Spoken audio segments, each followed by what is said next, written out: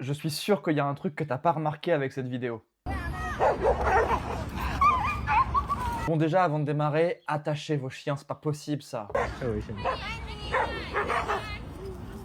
Mais c'est pas sur ça que je voulais attirer votre attention aujourd'hui. Bon, on pourrait se dire que c'est juste un border collie complètement réactif congénère qui fonce pour aller défoncer un pauvre samoyède, mais je me suis dit justement, border collie, chien de berger, avec une très forte disposition pour faire du troupeau, et le samoyède qui ressemble quand même vachement à un mouton ou à une brebis, est-ce qu'on n'aurait pas un border qui essaye d'aller pincer le jarret comme il ferait avec des moutons? Est-ce qu'on n'a pas un border qui serait en train d'essayer de faire du troupeau? Très mal, je vous l'accorde. Et pourquoi je pense ça? Parce que regardez après qui se pointe. Monsieur le Beagle. Et est-ce que le Beagle se fait défoncer par le Border Collie?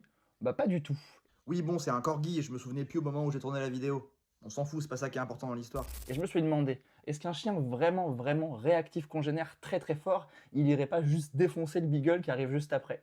Et c'est pour ça que je me dis, la théorie du troupeau et du border collie qui a pris le samoyède pour un mouton, elle est pas si bête. Et donc potentiellement, ça serait un comportement qui serait ultra amplifié par le fait que le propriétaire du samoyède soulève son chien, forcément ça active ce besoin de contrôle de mouvement chez le border collie, et donc ça amplifie le comportement à fond. Alors attention, je suis pas du tout en train de remettre la faute sur le propriétaire du samoyède, le pauvre il essaye de faire ce qu'il peut pour sauver son chien, la faute elle est totalement du côté de la propriétaire du border, il faut clairement qu'il soit attaché ce chien, et c'est pour ça que cette vidéo elle est intéressante, parce que quand on commence à prendre en compte les patrons moteurs de différentes races de chiens, et qu'en plus le samoyède il ressemble fortement à un mouton, je me dis qu'on peut peut-être avoir un deuxième niveau de lecture.